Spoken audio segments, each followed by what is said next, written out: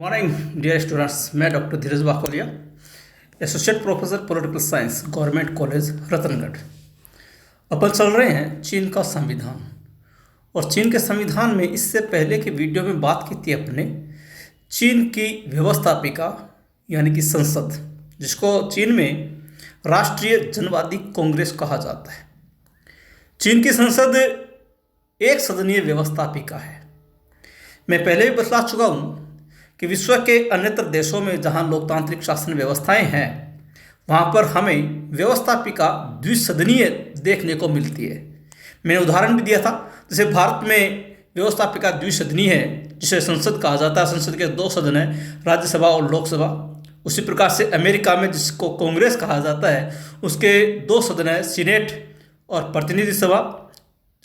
Britain में जिसे संसद कहा जाता है, उसके दो सदन हैं, लॉर्ड सभा और कॉमन सभा। लेकिन ये जो संरचना है व्यवस्थापिका की, ये चीन में देखने को नहीं मिलती। वहाँ पर सर्वाधिकारवादी या तानाशाही व्यवस्था होने के कारण से संसद एक सदनीय है, जिसको राष्ट्रीय जनवादी कांग्रेस कहा जाता है। और इसके आगे आज जब अपन बात करेंगे, वो हमारा विषय है स्थायी समिति। ये जो स्थायी समिति है, ये वास्तव में देखा जाए तो अभी जिस बात की हमने चर्चा की है कि कांग्रेस यानी कि वहाँ की व्यवस्थापिका यानी कि वहाँ की संसद, उसकी शक्तियों का प्रयोग करने वाला निकाय। चलिए इसके बारे में अपन शुरुआत करते हैं। अंत तक वीडियो में बने रहिएगा और हम जानने की कोशिश करेंगे कि किस प्रकार से चीन की व्यवस्थापिका स्वयं कार्य नहीं करके उनके कार्यों और उनकी शक्तियों का प्रयोग स्थायी समिति के द्वारा किया जाता है। अगर आपने अब तक चैनल को सब्सक्राइब नहीं किया है तो कृपया चैनल को सब्सक्राइब अवश्य कर लें। स्थायी समिति जो है कांग्रेस का कार्यकारी अंग है। कांग्रेस यानी कि वहाँ की संसद। और कांग्रेस के अवकाश काल का तात्पर्य है कि जब वो अधिवेशन में नहीं होती। मैं आपको ये बतला दूं कि कांग्रेस का अधिवेशन वर्ष में सिर्फ एक बार आयोजित होता है, और वो भी मात्र 2 सप्ताह के लिए। यानी कि सिर्फ 14 दिन, पूरे वर्ष में सिर्फ 14 दिन वो अधिवेशन में यानी कि सत्र में होती है। और उसकी सदस्य संख्या बहुत ज़्यादा होने के कारण से, आपको याद होगा पिछले वीडियो में मैंने बताया था कि कांग्रेस की सदस्य संख्या 2987 है। और ये विश्व का सबसे बड़ा सदन है, विश्व का सबसे बड़ा सदन। और चूंकि वर्ष में मात्र 2 सप्ताह के लिए ही इसका अधिवेशन होता है, इसलिए शेष समय में ये अवकाश पर रहती है। इसलिए इसकी कार्यों और इसकी शक्तियों का प्रयोग इस स्थायी समिति के द्वारा किया जाता है। यानी कि हम यूँ कह सकते हैं कि कांग्रेस की शक्तियों का प्रयोग जिस समिति के द्वारा किया जाता है, उसको स्थायी समिति कहा जाता है। और ये अपने समस्त कार्यों के लिए कांग्रेस के प्रति उत्तरदायी होती है, क्योंकि इसका जो निर्माण है वो कांग्रेस के द्वारा किया जाता है। यह अपने कार्यों की एक रिपोर्ट प्रतिवर्ष कांग्रेस को भेजती है, और कांग्रेस उस रिपोर्ट पर जब उसका अधिवेशन होता है तो उसके ऊपर चर्चा करती है, और चर्चा करने के उपरांत उन समस्त कार्यों को स्वीकृति प्रदान करती है जो स्थायी समिति के द्वारा वर्ष भर में किए गए। स्थायी समिति अवशिष्ट विषयों पर कानून का निर्माण भी कर सकती है और उनमें संशोधन भी कर सकते हैं। अवशिष्ट विषय का मतलब उन विषयों से है जो संविधान में केंद्र की शक्तियों के रूप में नहीं गिनाए गए। उन समस्त विषयों पर कानून निर्माण का कार्य जो है वो स्थायी समिति के द्वारा किया जाता है। इसका संगठन और कार्यकाल जो है वो अनुच्छेद 65 में बतलाया गया है। संगठन यानी कि इसका निर्माण कैसे होता है, इसके सदस्यों का निर्वाचन कांग्रेस करती है, यानी कि संसद के द्वारा इसके सदस्यों का निर्वाचन किया जाता है। इसका एक अध्यक्ष होता है, कई उपाध्यक्ष होते हैं, एक महासचिव होता है और कुछ अन्य सदस्य होते हैं। इनसे मिलकर स्थायी समिति का गठन होता है। मैं आपको एक खास बात बता दूं कि इसके सदस्यों की संख्या निश्चित नहीं है, यानी कि कितने इसमें सदस्य होंगे ये तय नहीं है। जितने भी सदस्यों का चयन निर्वाचन कांग्रेस करती है, वो सारे सदस्य स्थायी समिति के सदस्य होते हैं। वर्तमान में इसकी सदस्य संख्या जो है 133 है। और इसका जो कार्यकाल है वो कांग्रेस की तरह 5 वर्ष है, क्योंकि कांग्रेस का कार्यकाल 5 वर्ष है, वहाँ की संसद का कार्यकाल 5 वर्ष है। और ये तब तक पद पर रहती है जब तक संसद पद पर रहती है। लेकिन इसका कार्यकाल कांग्रेस से थोड़ा सा ज़्यादा है। कांग्रेस से थोड़ा सा ज़्यादा क्यों है? क्योंकि कांग्रेस जब समाप्त हो जाती है 5 वर्ष के उपरांत, उसके बाद अपने नई बैठक में नई कांग्रेस पहली बार स्थायी समिति का चुनाव करती है। इसलिए जब तक नई स्थायी समिति नहीं बन जाती तब तक यही स्थायी समिति कार्य करती रहेगी, क्योंकि कांग्रेस निर्वाचन के बाद अपनी पहली बैठक में स्थायी समिति का चुनाव करती है। इसलिए नई समिति के चुने जाने तक जो पुरानी स्थायी समिति होती है वही अपना कार्य करती रहती है। कांग्रेस इसके सदस्यों को समय से पूर्व भी हटा सकती है, और इसके अलावा एक नियम और है कि कोई भी सदस्य 2 बार से अधिक चुना नहीं जा सकता। यानी कि एक बार कोई व्यक्ति चुन लिया गया तो अधिकतम वो 2 बार अधिकतम वो अपना कार्यकाल पूरा कर सकता है। इससे ज़्यादा इसका कार्यकाल नहीं हो सकता। इसकी सेवा शर्त और बैठकें हैं। इसका कोई भी सदस्य अन्य कोई भी पद धारण नहीं कर सकता। यानी कि अगर किसी व्यक्ति को स्थायी समिति के सदस्य के रूप में चुन लिया जाता है तो उसके बाद वो और कोई पद धारण नहीं कर सकता, जैसे प्रशासनिक, न्यायिक व अन्य कोई भी किसी भी प्रकार का पद वो स्थायी समिति के सदस्य को प्राप्त नहीं होता। वो केवल और केवल स्थायी समिति का सदस्य ही रहता है, या जो भी पद उसको प्राप्त होता है स्थायी समिति में वो उसके ऊपर ही कार्य करता है। इसका अध्यक्ष इसकी बैठकें बुलाता है और उपाध्यक्ष व महासचिव इसकी सहायता करते हैं। अभी मैंने बताया कि इसके कई उपाध्यक्ष होते हैं। उपाध्यक्ष कितने होंगे इसकी सदस्य संख्या तय नहीं है, कांग्रेस ही ये तय करती है। और इसका एक महासचिव भी होता है।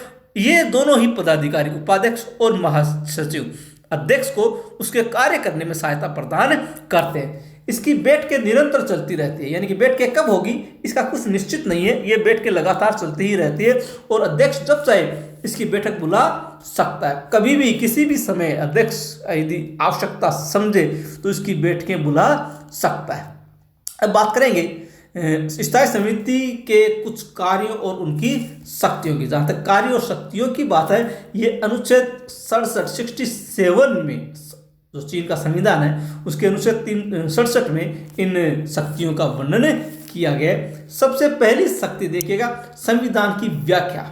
बड़ा आश्चर्य वाला बिंदु है कि संविधान की व्याख्या करने का अधिकार यहाँ पर चीन की स्थायी समिति को दिया गया है। वरना विश्व के किसी भी देश में देखें अपन, विशेष रूप से उन समस्त देशों में जहाँ पर लोकतांत्रिक शासन व्यवस्थाएं हैं, वहाँ पर संविधान की व्याख्या करने की शक्ति हमेशा से ही न्यायपालिका के पास होती है। चाहे अमेरिका हो, चाहे भारत हो, चाहे ऑस्ट्रेलिया हो, चाहे स्विट्जरलैंड हो, या कोई भी राज्य, संविधान की व्याख्या करने का अधिकार न्यायालय को ही होता है। लेकिन चीन में ये स्थायी समिति के पास है। चीन में संविधान की व्याख्या करने की शक्ति न्यायालयों को नहीं दी गई है, बल्कि ये शक्ति स्थायी समिति के पास है। यानी कि संविधान क्या है और उसके बारे में कोई भी प्रश्न पैदा होता है तो इसका निर्णय न्यायालय नहीं करेगा, न्यायपालिका नहीं करेगी, बल्कि इसका निर्णय किया जाएगा स्थायी समिति के द्वारा। जहाँ तक बात विधायी शक्तियों के यानी कानून निर्माण की शक्ति, जहाँ तक कानून निर्माण की बात है, कांग्रेस द्वारा निर्मित विधियों को छोड़कर, यानी कि कांग्रेस ही कानून बनाने का अधिकार रखती है सैद्धांतिक तौर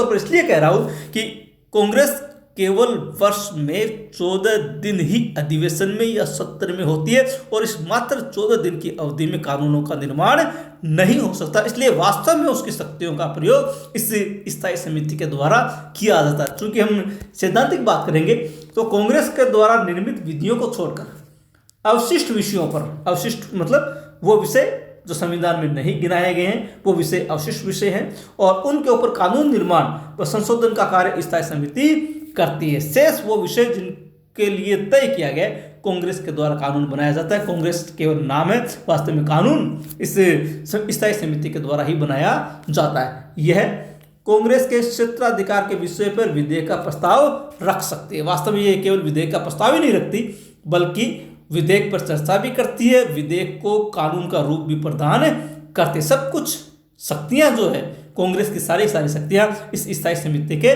पास है। बजट, आर्थिक व सामाजिक विकास की शक्तियां, यानी कि स्थायी समिति जो है बजट व राष्ट्र के आर्थिक और सामाजिक विकास संबंधी समस्त योजनाओं का परीक्षण कर उसे स्वीकार करती है। यानी कि वही ये तय करती है कि बजट क्या होगा, कितना होगा, किसको कितना आवंटित किया जाएगा। इसके अलावा आर्थिक और सामाजिक विकास से संबंधित जितनी भी योजनाएं होती है वो उन समस्त योजनाओं का खाका तैयार करना, उनका निरीक्षण करना, परीक्षण करना, उनको स्वीकार करना, ये भी स्थायी समिति का ही दायित्व है। लेकिन ये कार्य कांग्रेस के अवकाश काल में ही कर सकती है। हालांकि चूंकि कांग्रेस तो पूरे वर्ष भर देखा जाए तो अवकाश काल में ही रहती है, इसलिए समस्त कार्यों का प्रयोग, समस्त शक्तियों का प्रयोग, बजट संबंधी, आर्थिक और सामाजिक विकास संबंधी कार्यों का प्रयोग इस स्थायी समिति के द्वारा ही किया जाता है। निरीक्षणात्मक कार्य, स्थायी समिति कुछ अंगों का निरीक्षण भी कर सकती है, जैसे राज्य परिषद जिसका अध्यक्ष प्रधानमंत्री होता है, केंद्रीय सैनिक आयोग, सर्वोच्च जन न्यायालय, वहाँ की न्यायपालिका को सर्वोच्च जन न्यायालय की कहा जाता है। इससे पहले की वीडियो में बता चुका हूँ कि जो न्यायपालिका है वो वास्तव में प्रशासन का एक अंग है, स्वतंत्र निकाय नहीं है। और वहाँ पर जो न्यायपालिका के व्यक्ति होते हैं वो न्यायाधीश नहीं होते, बल्कि उनका चुनाव होता है और चुनाव कांग्रेस के द्वारा किया जाता है। इसके अलावा सर्वोच्च जन समाहर्ता जो होता है राष्ट्रपति, इनके कार्यों का निरीक्षण करने का अधिकार भी स्थायी समिति के पास है। इसके अलावा यह राज्य परिषद के नियमों, निर्णयों व आदेशों को रद्द कर सकती है जो संविधान का उल्लंघन करते हैं। अभी जैसे मैंने बताया आपको कि राज्य परिषद एक संस्था है जो प्रधानमंत्री की अध्यक्षता में कार्य करती है। ये अगर कोई भी कार्य करती है, जैसे कोई नियम बनाती है, कोई निर्णय करती है, कोई आदेश देती है, तो स्थायी समिति को यह अधिकार है कि वो ऐसे उन आदेशों को रद्द कर सकती है जो संविधान का उल्लंघन करते हैं। अगर संविधान का उल्लंघन करने वाले नियम नहीं है तो वो लागू माने जाएंगे। विदेश संबंधी शक्तियां हैं, यह यानी कि स्थायी समिति राजदूतों की नियुक्ति करती है। किसी भी देश में भेजे जाने वाले जो राज्य के राजनयिक होते हैं, अभिकर्ता जो होते हैं, उनकी नियुक्ति स्थायी समिति के द्वारा ही की जाती है।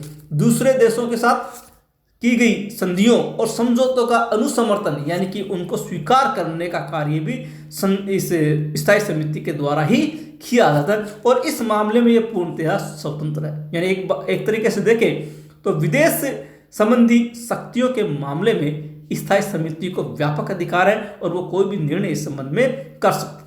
कांग्रेस के अधिवेशन या अवकाश काल में इस बारे में समस्त निर्णय इस स्थायी समिति के द्वारा ही किया जाता है। अभी जैसे मैं बताया आपको कि कांग्रेस प्राय पूरे वर्ष भर ही अवकाश पर ही रहते, इसलिए इसके समस्त कार्यों का प्रयोग, समस्त शक्तियों का प्रयोग इस स्थायी समिति के द्वारा किया जाता है। युद्ध व शांति संबंधी शक्तियां, कांग्रेस के अवकाश काल में सशस्त्र आक्रमण की स्थिति में, यानी कि यदि उसके ऊपर, चीन के ऊपर किसी राज्य ने आक्रमण कर दिया है या संधि के उत्तरदायित्वों को निभाने के लिए कोई भी निर्णय स्थायी समिति कर सकती है। दो परिस्थितियां बताइए इसमें। एक, अगर किसी के साथ युद्ध जैसी स्थिति आ जाए, चाइना के ऊपर कोई राज्य आक्रमण कर दे या किसी देश के साथ की गई संधि के उत्तरदायित्वों को निभाने के लिए कोई काम करना पड़े, कोई कार्य करना पड़े, कोई निर्णय करना पड़े, कोई कानून बनाना पड़े, तब भी स्थायी समिति उसके बारे में कार्य कर सकती है।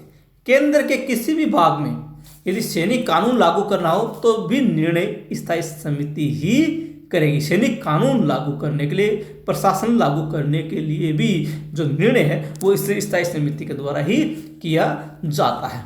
अगला है उपाधियों संबंधी शक्तियां, जो विभिन्न प्रकार के सम्मानजनक जो पद है, जो उपाधियां हैं, जो अलंकार है, जो पदक है, जैसे भारत में भारत रत्न या पद्म जो पुरस्कार है जो प्रदान किए जाते हैं, उसी प्रकार से चीन में भी इस प्रकार के कुछ सम्मानजनक उपाधियां वितरित की जाती है। यह राजनय उपाधियों, विशिष्ट उपाधियों तथा सम्मानजनक अलंकारों पदकों के वितरण के बारे में निर्णय करते हैं। किसको कौन सा पदक दिया जाएगा, कौन सी उपाधि दी जाएगी, कौन सा अलंकार दिया जाएगा, इसका निर्णय स्थायी समिति के द्वारा किया जाता है। और इसके संबंध में इसकी श्रेणियां निर्धारित करने का अधिकार भी स्थायी समिति के ही पास है कि किस, जैसे अपने यहाँ पर अलग अलग श्रेणियां हैं। एक तो पद्म पुरस्कार है, एक भारत रत्न जैसे पुरस्कार है, कुछ शांतिकालीन पुरस्कार है, कुछ सैनिक पुरस्कार है। ये सब कुछ तय करने का अधिकार जैसे भारत में संसद को है, ठीक उसी प्रकार से चाइना में ये अधिकार जो है स्थायी